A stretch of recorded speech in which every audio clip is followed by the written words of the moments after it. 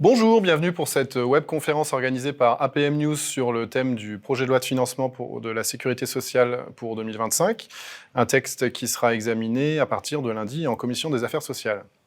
Et un texte qui donc va porter une progression de l'ODAM à 2,8% quand on sait que tendanciellement les dépenses devraient évoluer de 3,7%. Un texte qui plus est qui va être examiné dans un contexte politique assez compliqué avec une assemblée qui n'a aucune majorité aujourd'hui. Alors, pour aborder ce sujet-là, nous recevons aujourd'hui le rapporteur général de la Commission des affaires sociales, le député de l'Isère, Yannick Neuder. Yannick Neuder, bonjour. Bonjour. Yannick Neuder, vous êtes député LR, la ministre de la Santé aujourd'hui est au MoDem et le gouvernement est quand même assez composite. Qui plus est, l'Assemblée est dans un contexte que vous avez qualifié très pudiquement hier de particulier. Comment vous appréhendez ce rôle de rapporteur général ? Je crois que je l'appréhende justement sans trop de connotation politique. Je pense que s'il y a un sujet sur lequel on peut espérer que l'Assemblée travaille le mieux dans l'intérêt des concitoyens, la santé en fait partie. Il n'y a pas beaucoup de sujets qui peuvent faire l'unanimité. La santé en fait partie, c'est loin d'être gagné, mais en tout cas, c'est des sujets sur lesquels, au-delà des appartenances politiques des uns et des autres, on peut arriver à se retrouver au-delà des clivages traditionnels des différents partis politiques. Alors, là, il y a quelques semaines, on vous avait rencontré, vous nous aviez dit que votre objectif, c'était de permettre à l'assurance maladie de faire des gains d'efficience et d'économie, mais pas au détriment de la santé des Français. Est-ce que vous estimez que le texte tel qu'il a été déposé par le gouvernement aujourd'hui permet d'atteindre cet objectif, ou est-ce qu'il est perfectible ? Je crois que quand même, ça a été dit, si vous avez suivi la commission des affaires sociales hier, on est surtout avant tout, mais c'est la configuration du projet de loi de finances. N'oublions pas que c'est un projet de loi de finances sur des sociales. Donc, on est quand même beaucoup sur des mesures qui sont dites paramétriques. C'est un joli mot pour parler d'effet de coup de rabot. Et c'est vrai que c'est pas le PLFSS dont on rêve, parce qu'en fait, on a beaucoup de problématiques structurelles, que ça soit à l'hôpital, que ça soit en ville, que ça soit d'une façon générale, sur les collègues médicaux, paramédicaux, notre système de formation qui pose beaucoup de questionnements. Moi, j'estime qu'on a complètement perdu le contrôle de notre système de formation, de nos études médicales, paramédicales. Et c'est vrai que ça crée beaucoup de frustration parce que là, on est dans un texte budgétaire qui doit produire tout de suite des recettes, des économies, quand on voit malheureusement la situation budgétaire du pays à plus de 3200 milliards de dettes et avec un déficit de la sécurité sociale qui finalement atterrit à 18 milliards, qui est bien plus que les 14 milliards annoncés, même les 11 milliards réajustés cet été à 14, mais les 11 milliards que nous avions l'an passé en proposition. Donc on voit qu'il y a vraiment besoin de prendre des mesures. Mais c'est des mesures structurelles et ce n'est pas l'exercice du cadre budgétaire, donc c'est très compliqué. Hier, vous avez estimé que l'ONDAM hospitalier, donc qui est en progression d'à peine plus de 3%, était insuffisant. Oui. Comment on va pouvoir du coup concilier cette exigence d'économie et le besoin de financement quand même qui est là ? C'est-à-dire qu'on a, alors, sur cette partie hospitalière, on pourra parler de la ville après, parce que je n'oppose jamais les deux sujets, c'est-à-dire qu'on a un gros déficit, il y a 5 branches dans la sécurité sociale, on va surtout parler de la branche assurance maladie, mais tout ça est un tout, et il faut quand même qu'on regarde la branche vieillesse, parce que si on regarde quels sont les niveaux de vieillesse, de dépenses, de déficit, sur les 18 milliards de la sécurité sociale, on a quand même 5,5 milliards qui sont dus à la branche vieillesse. Et si on décortique en fait les retraites, puisque c'est le déficit qui est exprimé dans cette branche, eh bien en fait on voit qu'il y a une caisse qui est la CNRACL, donc la Caisse nationale de retraite des agents des collectivités locales. Et dans cette caisse de retraite, on retrouve les agents des collectivités locales, comme c'est dit, mais également les agents hospitaliers. Et cette caisse est fortement déficitaire, puisqu'en 2027, elle sera déficitaire à hauteur de 10 à 11 milliards d'euros par an. Donc on se retrouve devant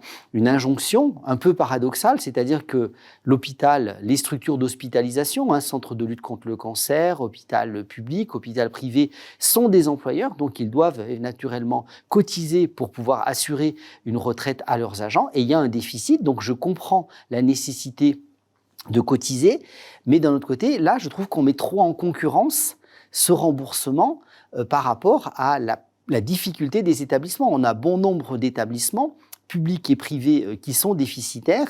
Et là, si on regarde facialement les chiffres, c'est-à-dire que cet Ondam hospitalier est à 3,1, mais si vous enlevez les 1,1 milliard qui sont destinés à renflouer la CNRACL, vous vous retrouvez finalement à un Ondam à 2. Et quand vous avez une inflation à 1,8, eh bien, on est tout juste au-dessus de l'inflation.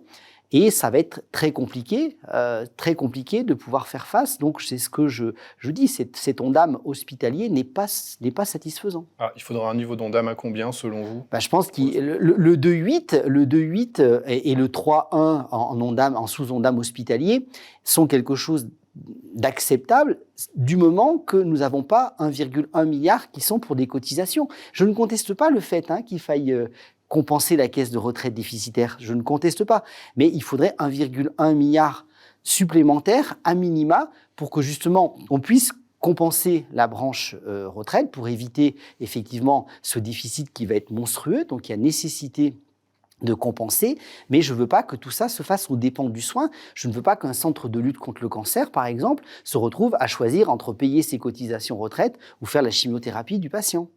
Ça, ce n'est pas acceptable pour moi en tant que médecin et en tant que rapporteur général. Est-ce que vous seriez d'accord, du coup, avec le rapporteur pour avis de la Commission des finances qui était présent hier et qui, par exemple, ouvrait l'hypothèse d'un allongement de la durée de cotisation, du coup, et qui sortirait ce... Vous voyez bien tout le sujet qu'il va avoir. C'est-à-dire qu'on peut parler de la santé, mais parler de la santé tout seul, sans en voir l'ensemble de ce qui va autour, c'est-à-dire qu'on voit qu'on a un modèle social qui devient structurellement déficitaire, avec une dette sociale, donc il y a besoin de trouver peut-être moins de dépenses, certes, mais aussi des recettes nouvelles. Et je pense qu'un des éléments quand même globaux fait que quand même, je pense que ça se gère aussi au niveau de la durée du temps de travail, et peut-être de travailler plus pour pouvoir maintenir et préserver notre système social, qui est un message qui n'est pas facile à faire passer. Et là, à plus court terme, est-ce que vous estimez que c'est normal que ce soit l'assurance maladie qui compense cette hausse de 4 points de la cotisation, ou est-ce qu'on devrait faire appel à une solidarité de la part des autres caisses de retraite vis-à-vis de la CNRACL? C'est compliqué comme question parce que pour l'instant, c'est d'une façon globale multifactorielle. Il y a eu un défaut de cotisation. Il y a aussi structurellement ce secteur qui est déficitaire parce qu'il y a moins d'agents. Quand les agents sont présents, en fait, ils sont parfois non titulaires, donc ils n'enclenchent pas de cotisation. Et puis, c'est aussi l'intérêt, c'est qu'on vit plus longtemps en retraite, donc la période de paiement des retraites s'allonge. Donc c'est quand même multifactoriel, mais on voit bien que c'est structurel. En tout cas, il y a peut-être d'autres hypothèses de trouver ce milliard 100 d'économies, à trouver peut-être 1,1 milliard ailleurs pour laisser cet Ondam à 3,1, tout en préservant le soin, en tout cas en maintenant, en ne réduisant pas l'offre de soins, mais en s'acquittant quand même des cotisations retraite. Je pense qu'il faut faire les deux. Et avant de parler des soins de ville qui vous tiennent à cœur, oui. Il y a un autre sujet de préoccupation à côté établissement, plutôt côté médico-social, sur les EHPAD, avec le gouvernement qui défend une progression de la branche autonomie, mais les acteurs du secteur qui ont l'air de dire quand même que les financements prévus ne sont pas en adéquation, notamment avec le choc démographique qui se profile. Là, dans le PLFSS, on a 6 500 postes de financés. Il n'y a pas de place d'EHPAD supplémentaire, par contre. Est-ce que ça vous paraît... Là, je serais peut-être moins sévère sur les 6 500 postes parce que, en fait, c'est pas tout d'annoncer un nombre de postes. Il faut vraiment qu'il y ait des personnes derrière qui rentrent dans la filière, qui se forment. Il y a un vrai problème d'attractivité de la filière. Donc, je dirais que je préfère qu'il y ait 6 500 postes annoncés, mais que ça soit vraiment 6 500 postes pourvus, que de faire des grands effets d'annonce et qu'en fait, on annonce des postes, mais en fait, derrière, il n'y a pas d'agents. Donc, je crois que c'est une marche progressive. En tout cas, on aura une réflexion à mener sur le financement de la 5e branche à terme, qui peut passer par du système assurantiel, qui peut passer par du système assurantiel obligatoire, facultatif. En tout cas, on doit prendre en compte les enseignements du Covid. Quels sont-ils? Globalement, il y a eu les taux d'occupation dans les établissements sont plus faibles qu'avant le Covid. C'est un peu comme à l'hôpital, on n'a pas retrouvé forcément le niveau d'activité avant le Covid. Dans les établissements, je pense qu'un des grands enseignements du Covid, c'est qu'on est à la limite maintenant de ce mode d'hébergement. À terme, je pense qu'il faut vraiment envisager le virage domiciliaire. On avait peut-être tendance à un petit peu trop envisager la solution de l'EHPAD. Je pense qu'il faut mettre un maximum de moyens pour que les gens puissent rester à domicile. C'est-à-dire que si on met plus de moyens à domicile, c'est-à-dire qu'il faut aussi former des gens. C'est-à-dire que le virage ambulatoire, qu'on connaît quand on est dans des structures d'hospitalisation, publiques ou privées, là aussi je n'aime pas opposer, le virage ambulatoire nécessite qu'on ait une structuration de ville fortement organisée, que ça soit en médical, en paramédical et aussi tous les acteurs du médico-social. Vous pensez que l'objectif de 50 000 postes créés à l'horizon 2030, donc c'était 6 000 l'an dernier et 6 500 cette année, vous pensez qu'il est atteignable ? Il est atteignable si on met aussi les formations en face de proximité. On n'enverra pas une aide-soignante en formation continue se former à 100 km de chez elle. Donc tout ce maillage, il ne faut jamais oublier dans toutes ces politiques nationales, je pense, le côté territoire, le côté territorial. C'est-à-dire que tout ça fonctionne à l'échelon d'un bassin de vie si on peut trouver une structure qui peut faire la formation continue, qui va permettre cette progression dans le modèle social et de pouvoir former les gens. Et ça, c'est vraiment, c'est bien au niveau national de mettre le chiffrage et les financements, mais c'est vraiment, les enjeux sont vraiment au niveau local et on a vraiment besoin de tout le monde, dont les collectivités locales. Moi, ce qui m'inquiète le plus, vous ne me posez pas la question, moi, ce qui m'inquiète le plus sur les déficits des établissements, et c'est en lien avec le sujet d'avant, c'est que je sais que pour un certain nombre d'établissements qui sont en déficit, on dit 80% des établissements d'EHPAD publics seraient en déficit, c'est qu'un certain nombre, et je demande les chiffres, ne payent plus leurs cotisations URSSAF parce qu'en fait, elles sont tellement justes qu'elles préfèrent privilégier les salaires. Et ça, je pense que c'est un double effet explosif quand on en est à plus payer ces charges sociales. Sur les soins de ville, le texte aborde beaucoup la dynamique des dépenses à travers le focal notamment des IJ, des indemnités journalières. Il y a quand même peu de mesures centrées soins de ville à part ça. Est-ce que ça vous paraît opportun ou est-ce que c'est un impensé du PLFSS pour l'instant ? Je pense que les indemnités journalières sont ciblées parce que globalement, c'est 17,5 milliards et que ça a fortement augmenté. Maintenant, c'est multifactoriel. Encore une fois, moi, je pense qu'il ne faut absolument pas culpabiliser le médecin. Il y aura toujours des médecins qui auront plus tendance, mais après, il faut prendre aussi le problème dans sa globalité. Quelle est la santé au travail ? Est-ce que ça se dégrade ? À différentes branches identiques, on constate des taux d'absentéisme plus importants. Enfin, c'est des choses qu'il faut prendre avec un peu de recul.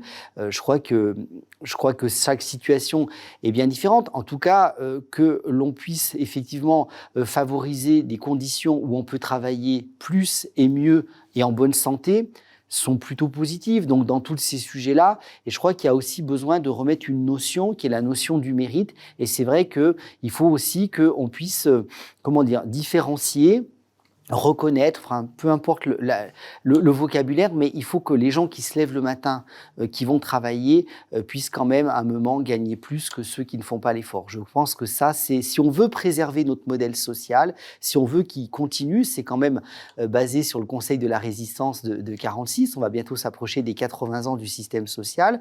C'était quand même un système qui était établi en fonction des besoins. Donc, si on veut maintenir ce système social qui est magnifique, il faut en prendre soin et il faut éviter effectivement tout abus. Je ne dis pas qu'attention, toutes les indemnités journalières sont des abus, mais on sait que dans ce volume-là, il y a des abus, donc il faut faire attention si c'est des abus de prescripteurs, si c'est des patients. En tout cas, il y a besoin de regarder les choses correctement et que chacun prenne sa part de responsabilité dans ce sujet. Personne n'a tort, personne n'a raison, mais c'est une responsabilité collective qui doit se faire sur ce sujet. Alors, sur le texte en lui-même, il prévoit l'extension de la régulation de l'intérim aux paramédicaux, celle qui a été mise en place avec les médecins à travers la loi RIST. On sait que l'application a été un petit peu compliquée dans les établissements de santé. Est-ce que vous jugez opportun son extension aux paramédicaux ? Là aussi, il faut faire attention. Je pense que Il faut regarder, moi je vois au quotidien, hein, j'exerce encore, je suis hospitalier, vous le savez. Je pense que quand on vient de finir ses études, quelles qu'elles soient, médicales ou paramédicales, je crois qu'on a encore de la professionnalisation à acquérir qui peut ne se faire que dans des environnements où on est relativement stabilisé. Donc moi je ne suis pas choqué que quand on sort d'études, médicales, paramédicales, on trouve dans un premier temps un emploi à l'hôpital, un emploi dans une clinique, un emploi, on se monte en libéral, mais qu'on se stabilise un petit peu dans ce temps-là.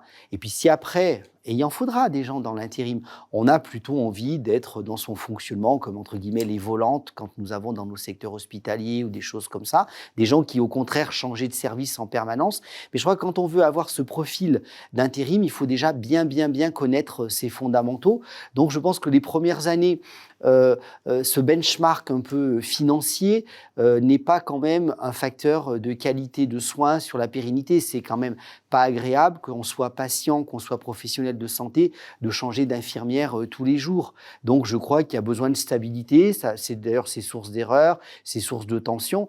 Je dis pas, attention, je ne pose pas la main sur l'intérim, parce que quand on en a besoin, on est très content d'en avoir. Je dis juste qu'il ne faut pas que ça soit le premier moyen d'exercer sa vie professionnelle. On peut tous avoir recours de l'intérim, mais ne lui faisons pas jouer un rôle de mercenaire, de surenchère des prix dans les différentes structures. Je crois que le système social, on est dans un pays où il y a 3200 milliards de dettes, donc je crois que prendre soin et prendre en responsabilité, c'est aussi de pouvoir mettre des soignants auprès des patients en ville, à l'hôpital, et pas de surpayer des actes médicaux ou paramédicaux. Je crois que c'est ça aussi, cette forme de justice sociale, parce qu'au final, c'est notre CSG qui paye. Donc, il faut qu'on soit tous solidaires de ça. Vous craignez pas de difficultés d'application dans les établissements de cette mesure? Il faut regarder ce que ça fait. En tout cas, moi, ce que je vois, c'est que ça coûte aussi beaucoup aux différents établissements.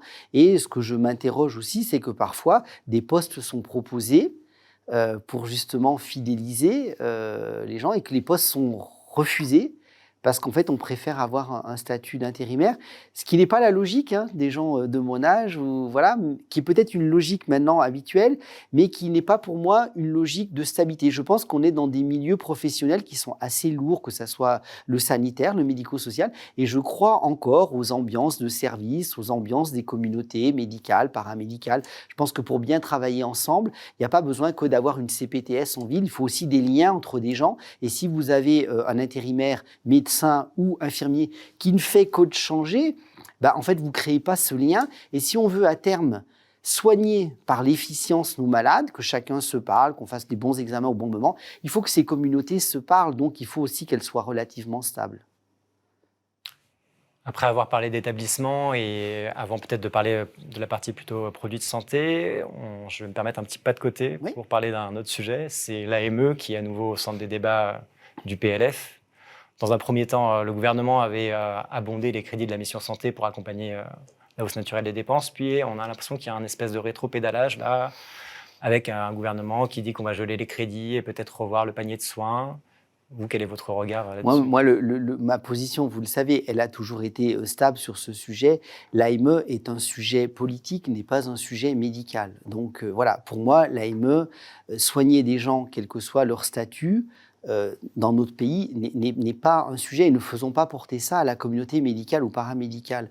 Moi, quand il y a encore quelques années, j'étais de garde, quand je recevais un infarctus la nuit, on ne demandait pas les papiers aux gens, les gens étaient soignés. Donc là, il y a beaucoup de bêtises qui sont dites sur ces sujets-là, c'est-à-dire que l'AME actuelle prend en charge correctement les gens. Et il n'a jamais été proposé de réduire l'AME. C'est-à-dire qu'il a juste été dit que sur des soins non essentiels, ça amène réflexion. Et ça amène réflexion sur une problématique de justice sociale. On évoquera peut-être tout à l'heure des sujets, on a parlé de l'ONDAM, on peut parler aussi du transfert de l'assurance maladie obligatoire vers l'assurance maladie complémentaire. Il faut quand même se rappeler que 4 millions de nos concitoyens n'ont pas de couverture complémentaire, n'ont pas de mutuelle. Donc attention, ce transfert, ce ticket modérateur qu'ils vont avoir, qui passerait, puisque c'est pas voté, on va voir comment tout ça évolue, qui passerait donc à 70%, en fait, ça fait... c'est quand même, enfin, qui serait plus à 70%, qui passerait à 60%, hein, un reste à charge plus important. En fait, ça pose question. C'est ça qu'il faut quand même juste oser se le dire. Et c'est pas, moi, ça me dérange pas qu'on pose la question. C'est-à-dire qu'on est donc dans un système où des gens qui ont travaillé et cotisé toute leur vie vont se retrouver peut-être moins remboursés que des gens qui ne l'ont pas fait. C'est ça l'injustice sociale qui est mise en exergue. Donc, je pense qu'il y a un rapport qui a été fait, qui est le rapport Evin et Stefanini, qui pose un certain nombre de préconisations. Et je pense que s'en tenir aux préconisations de ce rapport sont une bonne idée et une marge de sagesse pour justement avoir de la fermeté, mais aussi de l'humanité. C'est-à-dire qu'on est là pour soigner les gens. Par contre, il ne faut pas que ça devienne un produit commercial, un produit d'appel sur du tourisme médical, j'entends. Après, revenons aussi factuellement aux chiffres. Hein. On parle de un peu plus de 1 milliard, c'est à peu près un peu moins, c'est 1% des dépenses de santé. Donc, c'est un sujet à forte réaction politique, médiatique, mais ce n'est pas un sujet fortement impactant dans les 1600 milliards de nos dépenses publiques. C'est quand même à relativiser le poids de la mesure. Après, on s'inquiète beaucoup de l'aide médicale d'État, mais on regarde très peu d'autres dispositifs qui permettent effectivement automatiquement d'obtenir un titre de séjour en France parce que le niveau de prise en charge n'existe pas dans votre pays. Et là, je pense qu'il y a quelque chose à regarder, là aussi, entre fermeté et humanité, pour une bonne et simple raison, c'est que, par exemple, je vais prendre l'exemple de l'insuffisance rénale. À un moment, si vous êtes insuffisant rénal terminal, il faut être dialysé, parce que si vous n'êtes pas dialysé, vous décédez. Donc moi, je comprends la demande, et il y a 5000 personnes qui viennent en France parce que la dialyse n'existe pas dans leur pays. On sait à peu près que le coût annuel d'une dialyse, c'est entre 80 et 100 000 euros. Donc voilà, entre 400 et 500 millions d'euros qui sont consacrés à la France pour faire de la dialyse sur des gens qui en ont besoin, puisqu'ils ne l'ont pas dans leur pays. Moi, je pose juste la question, ces dispositifs n'existent pas dans les autres pays d'Europe. Pourquoi est-ce que c'est forcément la France qui doit payer ça sur son régime de sécurité sociale? Est-ce que c'est des sujets qui peuvent avoir un retentissement européen? Pourquoi l'Allemagne ne le fait pas? Pourquoi l'Italie ne le fait pas? Pourquoi l'Espagne ne le fait pas? Je pense que c'est des sujets comme ça. Ça ne veut pas dire que naturellement on ne va pas soigner les gens, mais attention, quelle est la répartition? Pourquoi est-ce qu'au niveau européen on doit uniformiser un peu ces sujets-là? Parce que vous comprenez bien que si vos voisins ont plutôt fermé ces dispositifs, ça concentre toute la demande sur un seul pays. Donc il y a cette harmonisation à trouver qui est en dehors des dispositifs AME et que dont visiblement personne ne parle. Alors, on va peut-être aborder la question des produits de santé et plus précisément des médicaments. Traditionnellement, dans les PLFSS, il y avait généralement une revue de la clause de sauvegarde de l'année en cours, c'est-à-dire là de 2024. Dans le PLFSS 2025, c'est pas présent pour 2024. Est-ce que, selon vous, c'est un oubli? Est-ce que ça va venir par voie d'amendement? Quel regard vous avez là-dessus? Alors déjà, attention, hein, je reprécise que c'est le rôle d'un rapporteur général. Ce n'est pas moi qui écris le texte. Hein. Moi, le rapporteur général, peut-être le dire. Hein. Qu'est-ce que c'est un rapporteur général? C'est un député qui, au sein de la commission des affaires sociales, où est examiné le texte de loi, le projet de loi de finances et de sécurité sociale, qui est un budget plus important que le budget de l'État. Hein. Je le redis, on est autour de 800 milliards à peu près. Hein. C'est à peu près 50% de la dépense publique. Doit s'assurer de la bonne coordination entre le gouvernement et le Parlement, au-delà des appartenances politiques. Hein. Il y a le rôle député Les Républicains de l'Isère, avec son étiquette politique, puis il y a le rôle du rapporteur général. Donc le rôle du rapporteur général, c'est peut-être de se dire aussi, on a fait un PLFSS dans une très grande précipitation, il faut quand même le redire. Précipitation dont moi je veux que chacun prenne sa responsabilité. Hein. Nous avons un président de la République qui a mis 51 jours pour choisir un Premier ministre, ce qui fait que nous avons quand même fait tout ça à l'arrache. Il faut dire les choses comme elles sont. Moi, j'ai eu connaissance d'un texte la semaine dernière. Les amendements se clôturent tout à l'heure. Il arrive en commission lundi à 17h. Je vais probablement regarder 3000 à 4000 amendements ce week-end. On travaille dans des conditions extrêmement dégradées. Donc, sur cette clause de sauvegarde, J'ai l'impression que la volonté elle semble être de la laisser au même niveau. Effectivement, ce n'est pas dans le texte. Ça donnera lieu, peut-être pas pour la commission, mais en tout cas certainement pour la séance, de préciser ce niveau de clause de sauvegarde. Et quel regard vous avez sur ce dispositif, alors autant pour 2024 que 2025, parce qu'il y a aussi la question des génériques. Moi, je pense qu'on a un problème. On a un problème, c'est-à-dire, et c'est encore ce que je vous disais en début d'entretien, c'est-à-dire que, étant donné que nous n'avons pas de loi de programmation pluriannuelle de santé, la seule façon de parler en France de la santé au Parlement, c'est dans le cadre des exercices budgétaires. Donc, il nous faudrait une loi pluriannuelle de programmation en santé, comme on l'a dans le secteur militaire, ce qui nous permettrait de ne pas avoir un raisonnement que paramétrique. Je ne veux pas être trop compliqué, mais je pense que des fois, il faut être pédagogue. C'est-à-dire que quand on diminue le prix d'un médicament pour rentrer dans un volume budgétaire d'un PLFSS, je comprends bien l'exercice.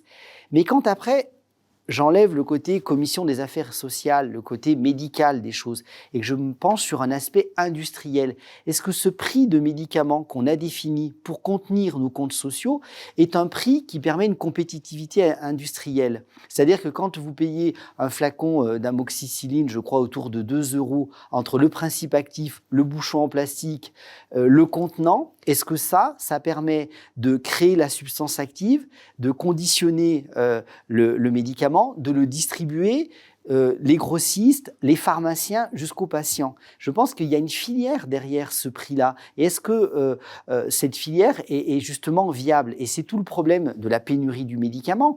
C'est-à-dire qu'on prend le problème à l'envers. C'est-à-dire qu'on contraint, on met beaucoup de contraintes qui posent globalement sur tout le monde, l'industrie, la pharmacie, les grossistes, mais peut-être qu'on ne paye pas suffisamment nos médicaments en France, ce qui fait que finalement, on n'est peut-être pas les premiers livrés, et surtout, on est un pays qui doit redonner l'envie à l'industrie de faire sa recherche et développement chez nous, ensuite de produire du médicament. Moi, j'habite une région, Auvergne-Rhône-Alpes, qui est riche en industrie pharmaceutique, mais attention, d'autres pays européens, du fait de leur aide économique, de leur terreau, de tout un tas de choses, deviennent très compétitifs par rapport à la France, et l'industrie pharmaceutique pourrait avoir tendance à aller s'installer dans d'autres pays. Ça fait partie aussi des délais d'autorisation de mise sur le marché, de toutes les procédures d'accréditation avec la Haute Autorité de Santé. Je pense qu'on doit gagner des marges d'efficience sur toute cette procédure extrêmement technique,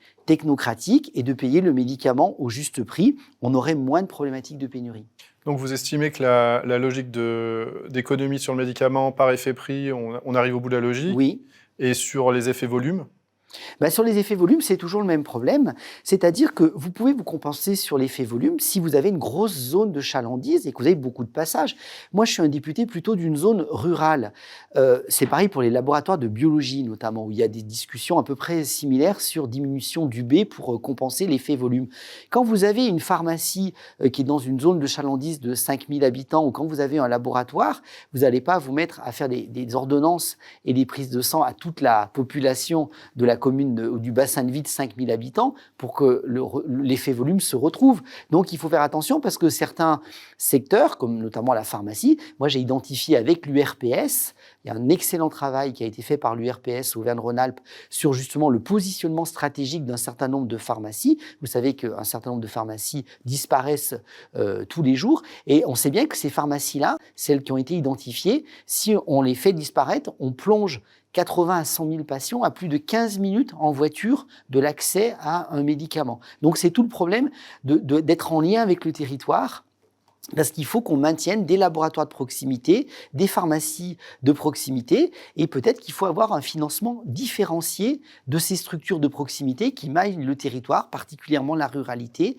par rapport à ces grands effets nationaux, mais qui ne tiennent pas compte du maillage territorial. Et je crois que nos concitoyens sont très très en demande d'un maillage territorial pour leur santé, l'offre de santé au plus proche. Ça passe par de la biologie de proximité, de la pharmacie de proximité, naturellement des paramédicaux et médicaux de proximité. Mais n'oublions pas le rôle et ce coup de rabot global favorisé encore dans le PLFSS par les pleins pouvoirs sur le directeur de la CNAM. la radiologie va être concernée, m'inquiète un peu parce que ça ne favorise pas le travail d'efficience qui est demandé et le travail de maillage territorial. C'est du rabot, c'est du paramétrique et ça ne fait pas de la qualité. Et une des préoccupations dont mon collègue se faisait l'écho du secteur pharmaceutique, et plus particulièrement des génériqueurs, c'est aussi le plafond de la clause de sauvegarde qu'il aurait appliqué. L'année dernière, c'était plafonné à 2%, donc moins que l'ensemble du secteur. Et cette année, ça n'apparaît pas dans le texte, donc justement, ça remet en cause la viabilité de cette filière. Il faut regarder. On voit bien qu'on a un sujet avec le générique en France. Ça avait été illustré en avril-mai avec une tentative de vente de Biogarant qui représentait à peu près 40% du marché du générique. Là, on voit qu'il n'est pas génériqué, mais on a eu le même problème avec le Doliprane. Le Doliprane est en cours. Et je crois que sur le recours au générique, il faut qu'on fasse attention. Il faut qu'on étudie aussi la viabilité économique du secteur du générique parce qu'on sait qu'il y a des marges d'efficience, c'est-à-dire qu'on sait très bien que si on progresse sur la prescription de génériques, de biosimilaires, il y a à peu près 400 millions d'euros qui ont été et qui sont économisés. Mais si on joue en même temps sur les deux leviers, c'est-à-dire qu'on veut faire prescrire plus de génériques, mais que d'un autre côté, le coût de rentabilité de l'industrie du générique est peau de chagrin, les industriels ne vont pas produire négativement. Et du coup, on va perdre notre industrie du générique, on ne pourra plus prescrire de générique, on ne perdra la souveraineté. C'est bien la question qui m'inquiète avec Sanofi, c'est-à-dire que cette vente d'Opella sur un fonds d'investissement américain est un scandale d'État parce que c'est des mesures qui ont été obtenues grâce à de l'argent français. Sanofi ne peut pas être français au moment d'obtenir les aides. On parle de 150 millions d'euros par an sur 10 ans, ça fait plus d'1,5 milliard de crédit d'impôt recherche, de 400 millions d'euros d'aides publiques sur la dernière usine. On ne peut pas être français pour avoir les aides et être américain pour vendre un fonds d'investissement au moment d'encaisser des retraites. Donc je crois qu'il faut être vigilant sur ces questions de souveraineté. C'est des mesures qui sont fines, qui doivent nous faire plusieurs objectifs, essayer de sortir le plus possible de la pénurie qui est pénalisante pour la prise en charge de nos patients, faire que nos filières industrielles restent viables et mettre la pression juste pour qu'on ait une souveraineté sanitaire en France ou au minimum en Europe. Alors, vous parliez de pénurie, vous êtes favorable à ce que, pour inciter les laboratoires à avoir des stocks, ils puissent être sanctionnés en cas d'absence de stock, comme c'est proposé dans le PLFSS ? Il faut regarder, c'est-à-dire que je vois, vous évoquez le fait des stocks avec les amendes sur les stocks qui ne sont pas respectés. Je pense que d'une façon générale, quand on ne respecte pas la loi et qu'on s'expose à des amendes, oui, il faut faire, ou alors ça ne sert à rien de faire des lois si elles ne sont pas respectées derrière. Après, je pense que là aussi, il faut qu'il y ait une juste répartition sur tout le monde. On a dit aussi qu'en cas de pénurie, on peut avoir le conditionnement unitaire, enfin la délivrance unitaire en cas de pénurie. J'ai auditionné cette semaine l'agence nationale, l'ANSM, l'Agence nationale du médicament. Moi, je crois que ça peut être une bonne mesure. D'autres pays d'Europe l'ont fait, à condition que notre mesure ne se retrouve pas à doter chaque pharmacien d'officine d'un ciseau. Faire de la dotation unitaire en demandant aux pharmaciens de couper les comprimés en perdant toute traçabilité avec un risque d'erreur maximum, ce n'est pas ça qu'on veut. C'est-à-dire que si on décide de faire de la délivrance unitaire, à ce moment-là, il y a deux façons. On peut la faire déjà sur la durée d'un traitement. Si une durée de traitement antibiotique, c'est 7 jours, ne faisons pas des boîtes de 28 jours, faisons des boîtes de 7 jours. On peut conditionner à la durée du traitement, la durée de traitement qui est classiquement prescrite. Il y aura toujours des cas où les durées sont plus courtes ou plus longues, mais il y a des durées moyennes. Donc, on peut peut-être conditionner à la durée de prise du traitement, ou alors de prévoir ce conditionnement unitaire, mais dès la fabrication. Et il faut embarquer tout le monde. Il faut embarquer l'industriel, le conditionnement, le grossiste, le pharmacien. Et là, on délivre de l'unitaire, mais dans des bonnes conditions de sécurité et de traçabilité pour le patient, mais aussi pour la responsabilité du pharmacien. Avant de clore peut-être notre chapitre sur les produits de santé, il y a un sujet sur l'expérimentation du cannabis à usage thérapeutique, avec une expérimentation donc, qui s'achève là en fin d'année et qui est normalement censée rentrer dans le droit commun l'année prochaine. Malheureusement, on n'a pas encore les textes pour le faire rentrer dans le droit commun. Est-ce que ça vous paraît opportun de faire rentrer dans le PLFSS une mesure pour prolonger cette expérimentation le temps que les textes attendent Alors, arrivent. je ne vais pas vous répondre sur un ton législatif parce que effectivement, le sujet, dans la précipitation des choses, je vois bien qu'il n'y a pas le sujet du cannabis thérapeutique dans ce PLFSS. Donc, il faut qu'on regarde comment on va l'aborder. Je doute qu'on puisse le faire pour la commission des affaires sociales. Donc, c'est un sujet que j'envisage plutôt pour la séance, ce qui me permettra de refaire le point. Je veux refaire le point sur cette filière, puisque globalement, il faut quand même qu'on entende un certain nombre de patients qui se sont vus soulagés par du cannabis thérapeutique. Donc moi, je n'ai pas de tabou sur le sujet. Je suis complètement contre la dépénalisation du cannabis en usage courant. Ce n'est pas le sujet. Par contre, cette voie thérapeutique, si elle permet une amélioration des douleurs, des symptômes d'un certain nombre, notamment je crois qu'il y a des parasies faciales particulièrement rebelles. Si ça peut être une amélioration, à ce moment-là, posons-nous sur le sujet, voyons cette expérimentation. Est-ce que la filière industrielle a eu le temps de se composer? Où en sommes-nous? Faisons le point, mais n'éludons pas le sujet. Je pense que c'est un sujet qu'il faut regarder. Malheureusement, les conditions d'exercice là nous ont pas mis de le faire satisfaisantes, mais j'ai reçu en tant que rapporteur général un certain nombre de mails de patients, de professionnels de santé, d'industriels, et je crois qu'il y a quelque chose à poser sur le sujet, et j'espère pouvoir le faire rapidement. En tout cas, s'il y a un intérêt pour le patient, comptez sur moi pour qu'on puisse poser le sujet. Vous avez eu des premiers échanges sur ce sujet avec le gouvernement? Vous connaissez un Sur peu le cannabis thérapeutique? Non. Sur la prolongation? Non, pas sur ce sujet-là. Ok. Dernière question. Est-ce que vous avez des sujets qui vous tiennent à cœur, que vous comptez porter par voie d'amendement en commission ou en séance? Alors, j'ai des sujets qui me tiennent particulièrement à cœur. J'en ai 3 essentiellement. Je vais vous les déplier rapidement. Le problème, c'est que je pense qu'il faut absolument mettre la notion de territoire. Hein, quand je dis territoire, c'est que, en fait, si on veut créer, c'est-à-dire que je pense qu'il faut aider, renforcer la médecine de ville à l'échelon d'un territoire. Donc, cette territorialisation sur le B, sur le Z, sur la pharmacie de proximité, où là où il y a des prescripteurs, des acteurs de soins, il faut favoriser des structures d'imagerie, de biologie, parce que ces espèces de petites unités primaires de soins, je les nomme ainsi, entre finalement des médecins, des paramédicaux, de la biologie et de la radiologie, on règle 80% de la problématique et ça évite le recours à l'hôpital. Donc il faut vraiment favoriser cette efficience des professionnels qui maillent le territoire, donc d'où l'intérêt de parler territoire. Et grâce à un non-recours systématique à l'hospitalisation, ça permettra à l'hôpital de se remettre un peu à flot des grandes difficultés et des grands enjeux structurels qui sont devant lui et qui passent notamment par une meilleure organisation de ces urgences. Donc la territorialisation est un sujet important. Après, le deuxième sujet, c'est la prévention. Je crois qu'il faut qu'on sorte de ce système, vous l'avez compris, d'absence de pluriannualité. Il faut qu'on puisse poser des mesures de prévention efficaces. Je suis cardiologue, je vais prendre un sujet que je connais bien, hein, l'infarctus ou l'AVC. Il faut qu'on soit capable, dans ce pays, à un âge défini, 40 ans, 35, 45, je peux travailler sur toutes les hypothèses, mais il faut qu'on puisse, à un moment donné, voir si la personne a du diabète, du cholestérol, de l'hypertension, si la personne fume. C'est les 4 facteurs essentiels, les 4 bourreaux du cœur, disait mon ancien patron.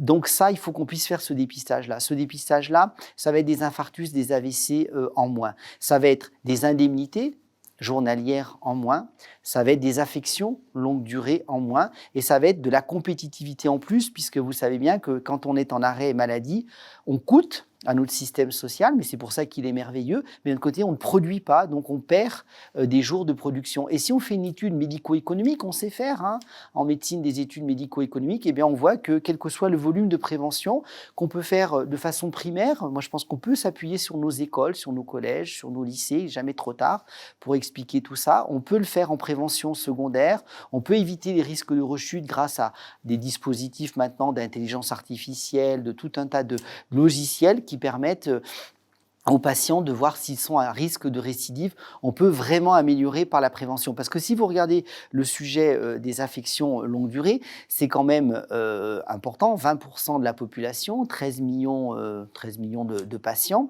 Et si vous regardez la composition de ces ALD, qui consomment en gros 2/3 de nos dépenses, eh bien, de dépenses de santé, vous avez en gros un grand facteur cancérologie. Donc là, on peut améliorer les dépistages de cancérologie et ça fait partie des sujets que je vais porter, notamment sur des âges de dépistage aussi. Certains pays d'Europe dépistent plus tôt et mieux que nous, donc on a des choses intéressantes à apprendre de nos voisins européens. Les maladies cardiovasculaires au sens large et neurologiques, également neurovasculaires, pardon. Donc là, on a un autre gros paquet de maladies qu'on peut attaquer.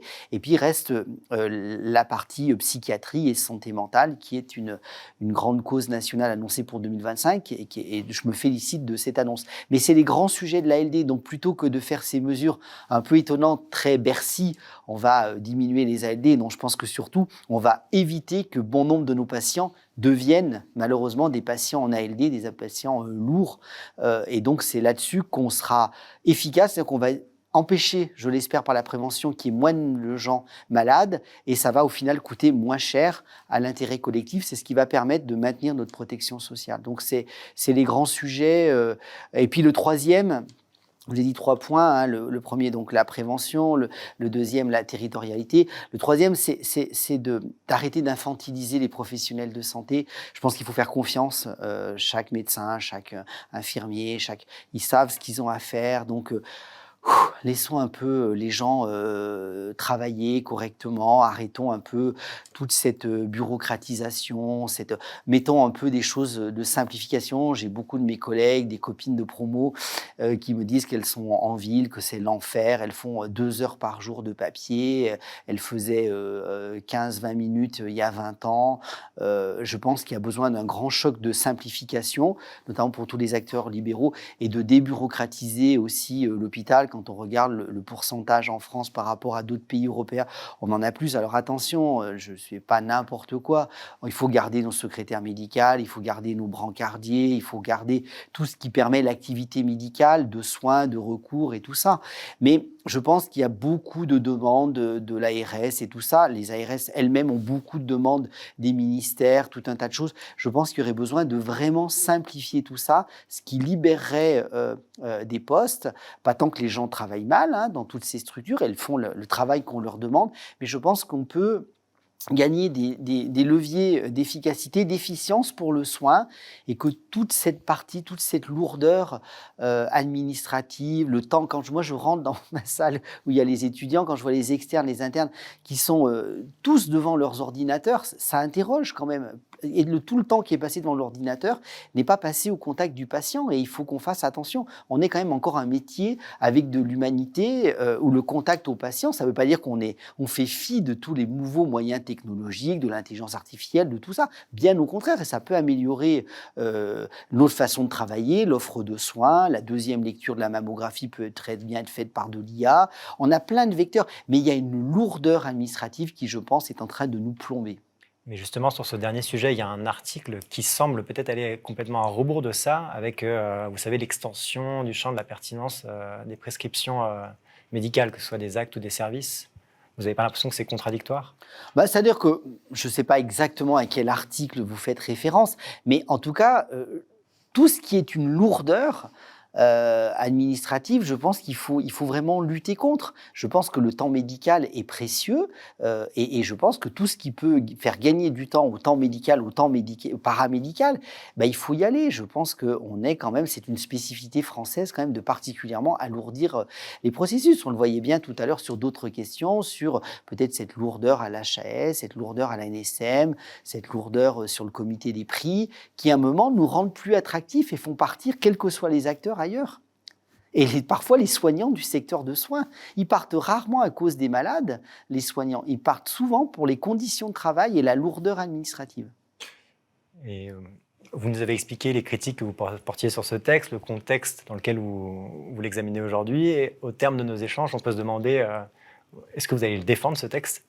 Mais je vais défendre tout ce que je pense qui est bien pour l'intérêt des Français, pour la santé des Français et pour la France en général.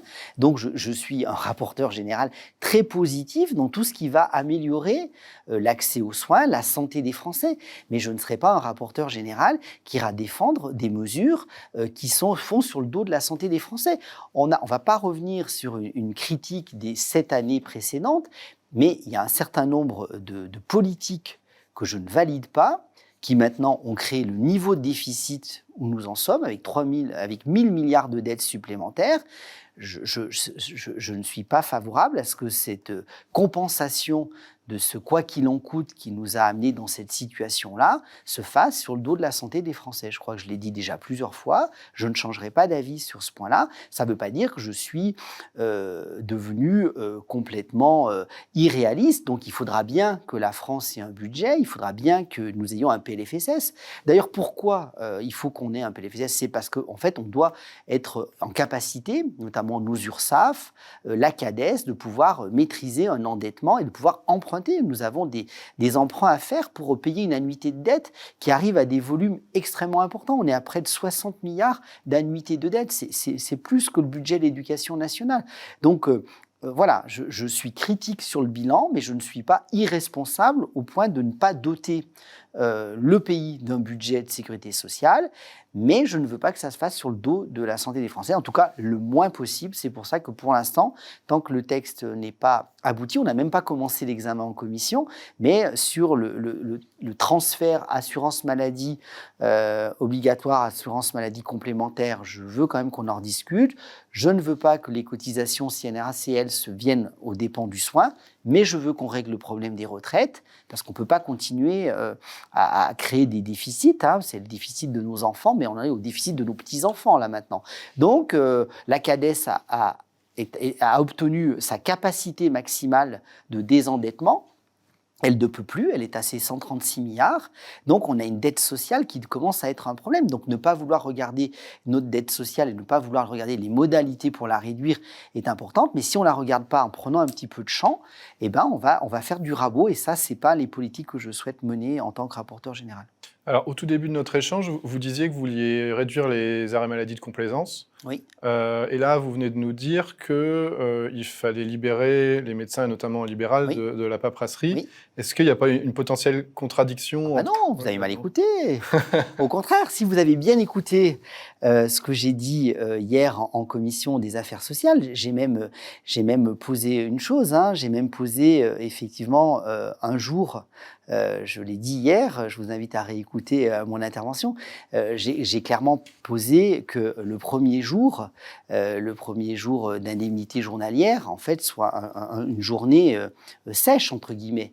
Pourquoi? Pour une meilleure égalité du système public-privé, pour une responsabilisation et pour aussi libérer du temps médical. C'est-à-dire que si un jour, vous n'allez pas travailler parce que vous êtes malade, eh bien, du coup, c'est une perte sèche. Mais à un moment, il va falloir en arriver par là. Donc, je sais que c'est dur comme mesure, mais là aussi, c'est une responsabilisation globale.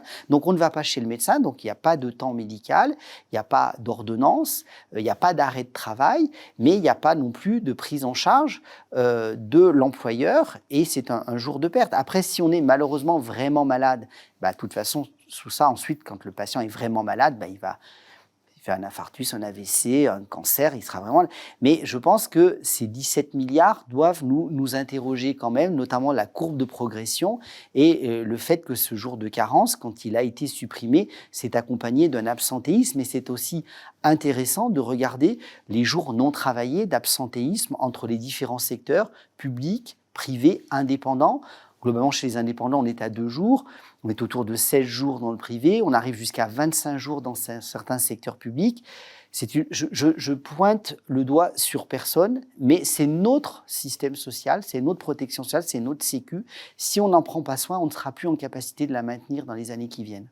Si on est très attentif, ce jour de carence, il va faire l'objet d'un amendement de votre part. On pourrait s'autoriser à le penser. Ok.